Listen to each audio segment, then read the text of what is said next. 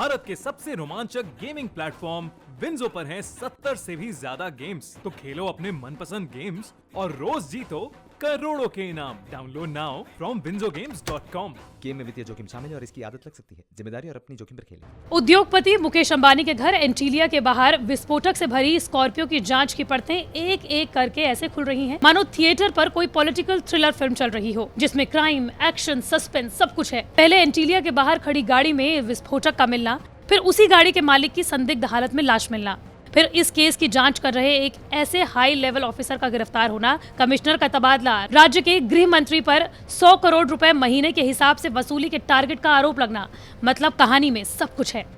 खैर, मामले की हर एंगल से जांच शुरू कर दी गई है और जो गाड़ी एंटीलिया के बाहर मिली, उस गाड़ी के मालिक मनसुख हिरेन की मौत के मामले में महाराष्ट्र एटीएस की टीम ने 2 लोगों को गिरफ्तार कर लिया है, जिन्हें अदालत में पेश करने के बाद पूछताछ के लिए 30 मार्च तक एटीएस की कस्टडी में भेज दिया गया है।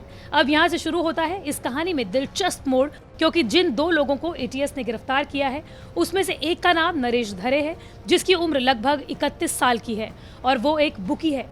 और दूसरे शख्स का नाम सुनकर तो आप चौंक ही जाएंगे, क्योंकि एटीएस ने जिस दूसरे आदमी को इस केस में गिरफ्तार किया है, उसका नाम है विनायक शिंदे, जो मुंबई पुलिस का पूर्व कांस्टेबल है। यानी इस केस में एक और पुलिस वाला शक के घेरे में है। इससे पहले इस केस की जांच कर रही मुंबई पुलिस के आला अफसर सचिन वजे को एनआईए पहले ही गिरफ्तार कर चुकी है। सचिन वजे पर आरोप है कि जिस मनसुख हिरेन की बारूद से लदी स्कॉर्पियो कार मुकेश अंबानी के घर के बाहर मिली थी, उसे सचिन वजे पहले से जानते थे। और इतना ही नहीं, उस स्कॉर्पियो कार का इस्तेमाल सचिन वजे कर रहे थे। इस बीच एनआईए को एंटीलिया के पास का एक सीसीटीवी फुटेज मिला, जिसमें एक शख्स पीपीई किट पहने नजर आ रहा है और ये उसी दिन का फुटेज है जिस दिन एंटीलिया के बाहर संदिग्ध स्कॉर्पियो कार मिली थी। अब एनआईए को शक है कि पीपीई किट पहने वो शख्स कोई और नहीं बल्कि सचिन वजे ही है और उन्होंने ही अंबानी के घर के बाहर वो स्कॉर्पियो पार्क की थी। हालांकि उस सीसीटीवी फुटेज में पीपीई किट पहना शख्स सचिन वजे ही है या कोई और, फिलहाल एनआईए इस मामले की जांच कर रहा है। अब हम आपको बताते हैं एंटीलिया के बाहर मिली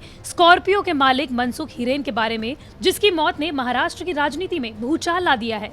25 फरवरी को अंबानी के घर के बाहर मिली स्कॉर्पियो का जब पता लगाया गया, तो पता चला कि स्कॉर्पियो मनसुख हिरेन की है, जो कि एक ऑटो पार्ट डीलर था। जब मनसुख से एटीएस ने इस मामले में पूछताछ की, तब उसने बताया कि 25 फरवरी को उसकी कार चोरी हो गई थी, जिसके बाद से वो लापता हो गया। फिर अचानक समुद्र के किनारे उसकी लाश मिली। हालांकि ये कहानी इतनी सीधी नहीं है। कुछ राज ऐसे थे जो मनसुख ने पुलिस से छुपाए। इस राज से पर्दा उठाया उसकी पत्नी ने, जिनके बयान ने इस केस की जांच कर रहे सचिन वजे को ही शक के कटघरे में खड़ा कर दिया। उन्होंने बताया कि हिरेन ने ये स्कॉर्पियो कार वजे को पिछले साल नवंबर में दी थी, जिसके बाद 5 फरवरी को वजे ने कार को ठीक करने के लिए दुकान में भेजा।